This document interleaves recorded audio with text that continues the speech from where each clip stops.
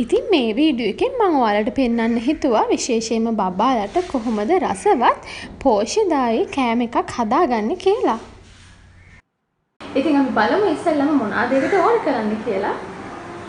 ඒකට මම අරන් තියනවා එළවලු, කැරට්, ලීක්ස්, බෝංචි, ගෝවා. ඔයාලට කැමති නම් වෙන දේවල් උනත් ගන්න පුළුවන්. ඊට අමතරව කුකුල් මස්, සොසේජස්, ඉස්සෝ සහ බිත්තර දෙකක් අරන් තියනවා.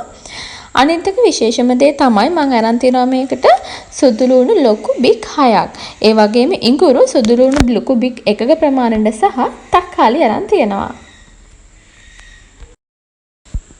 ඉතින් මම ඉස්සෙල්ලාම කරන්නේ බිත්තර දෙක කඩාගෙන ඒකට ලුණු සහ ගම්මිරිස් දාලා කලවම් කරලා ඒක ඉස්සෙල්ලාම මම පෑන් එකේ බැද ගන්න එක. ඉතින් බිත්තරේ ටිකක් ලාදුඹුරු පාට වගේ වෙනකම් බෙද ගන්න ඕනේ. එතකොට තමයි මේකේ රස හොඳට දැනෙන්නේ. ඉතින් ඊට පස්සේ මම මේ බෙදගත්ත බිත්තරේ මේ වගේ කෑලි වලට කපා ගන්නවා. ඊට පස්සේ මම මගේ පෑන් එකට බටර් ටිකක් දාලා ලුණු සහ ගම්මිරිස් කලවම් කරපු චිකනුයි ඉස්සොයි ලාදුඹුරු පාට වගේ වෙනකම් හොඳට බෙද ගන්නවා. ඉතින් මම ඊට පස්සේ ඒකටම එකතු කරගන්නවා තක්කාලි ටිකත්. ඒ ටික ඔක්කොම තමයි මම මේ වගේ වෙනකම් බැදගන්නේ. ඔයාලට පේනවනේ මේ දුඹුරු පාට වගේ හොඳට පාට ඇවිල්ලා තියෙනවා. ඉතින් මම එහෙම වුණාට පස්සේ මේකට පුංචි ටිප් එකක් තමයි මේකට එකතු කරගන්නවා වතුර ස්වල්පයක්. එතකොට තමයි ඉස්සොන්ගේ රස හොඳට හැම එකකටම හොඳට මිශ්‍ර වෙලා එන්නේ.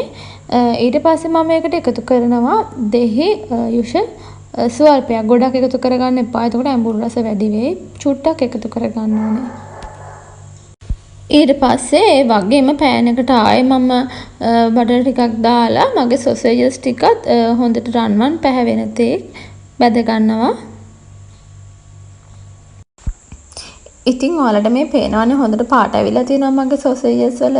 ඉතින් ඊට පස්සේ මම සොසේජස් ටික පොඩ්ඩක් පැත්තකට කරලා ඒකට අර මම චූටියට කපාගෙන තියෙන සුදු ලුණු ඉඟුරු ටිකත් එකතු කරගන්නවා.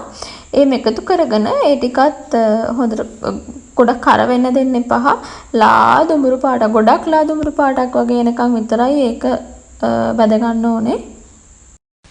ඉතින් ඊට පස්සේ මම ඒකටම මම කපාගත්තේ එළවලු ටිකයි අර ඉස්සෙල්ලා බැදගත්ත චිකන් ඉස්සෝ ඒ හැම දෙයක්ම එකතු කරගන්නවා.